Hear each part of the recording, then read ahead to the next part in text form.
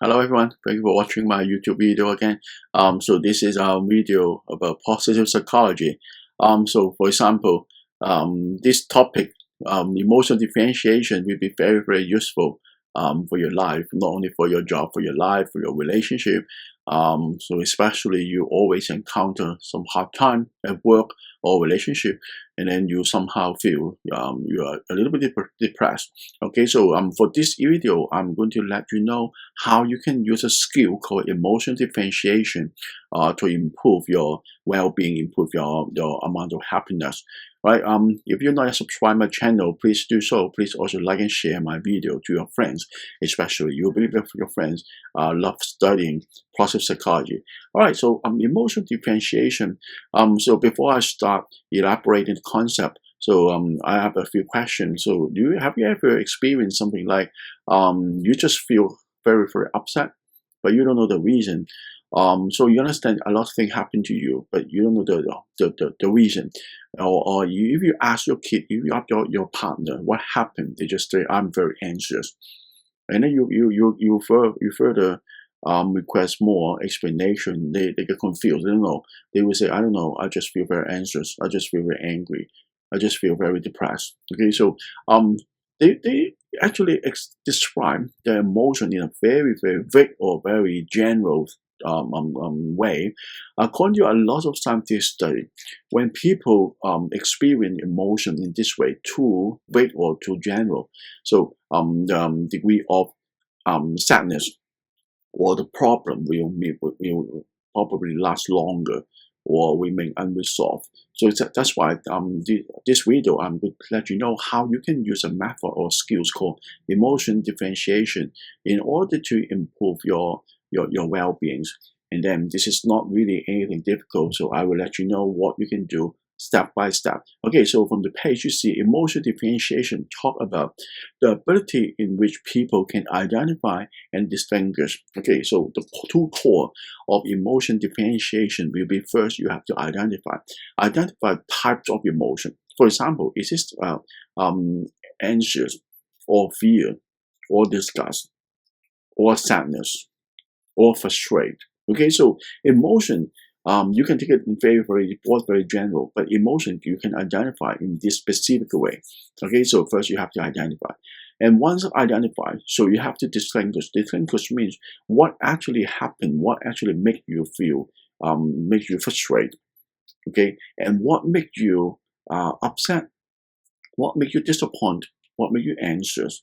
So if you can distinguish, if you can differentiate your emotion in this way, of course, another time or another side of the coin, you can identify, you can distinguish positive emotion in this way as well. What make you happy?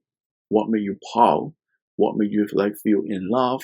What make you relax? Okay, etc., etc. Right. So this is the concept of emotion differentiation.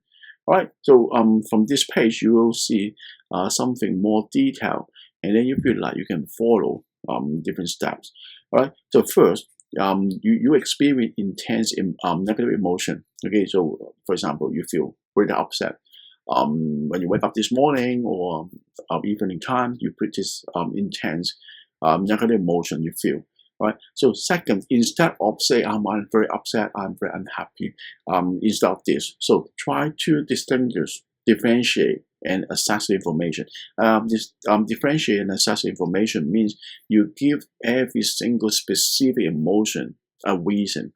Okay, so for example, instead of saying, I'm very upset, you say, I'm a little bit disappointed by the behavior of my son, for example. I disappoint the behavior of my son because I realized he starts smoking, for instance. Okay, so this is one specific emotion. All right, and second, you will say, I got frustrated. You got frustrated because I got scolded by my boss in front of other staff. Okay, so and then you differentiate these two specific emotions with two specific causes. Okay, so this is like differentiate and access to the information. Of course, you can do another thing like, for example, you say, I feel proud. I'm proud of my son because he achieved something. He accomplished a task of science or task of math, right? And then you will say, I will be relaxed because I can stay 2 days holiday.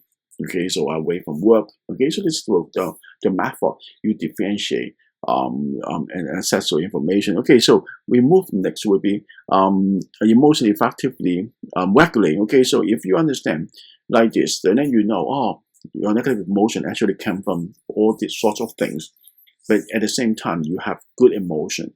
Okay, so and then this is like the core of positive emotion, positive psychology. So you are aware you have negative emotion, and then you take it, you give them like rest. Okay, so you put a full stop on the negative emotion because something happened, bring you negative emotion. But at the same time, you will understand we all love feeling good, so that's why you have to think a little bit more about what actually bring you good emotion, and then you cherish the time. So remember, positive psychology never require us to suppress negative emotion or negative things. So, but at the same time, you are aware their existence, but you won't overlook at them. You won't focus on them. Okay, so that's why it's something you can do, you can change, you do it.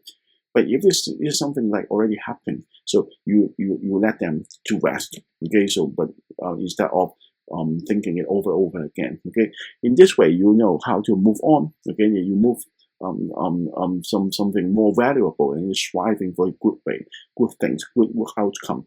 So exactly like the point I just mentioned, you understand what actually brings you happiness, then do those things more. Okay, and then finally you will see you progress in value or striving better well-being. So that's why the ultimate goal is to wear something bad. Okay, but you won't focus, you won't overlook them, and then you spend most of the time be doing something good for your happiness, doing good things with people you really love to see. Okay, so this is what we call emotion differentiation. First, you have to identify emotion specifically instead of very general. Okay, you detail, you give emotion in very details, like a checklist of different types of emotion, and then you distinguish different emotion with different information or different things, different facts, different causes. Okay, and then you try to put the negative emotion rest. Okay, but not ignore them. You are aware they exist. Okay, but you spend some more time, more focus on positive emotion, and then you allow yourself more experience, go experience your positive emotion or positive activity bring you good emotion. All right, so this is the end of this video. Hope this is useful for your life, for your future. Thank you very much. See you next time.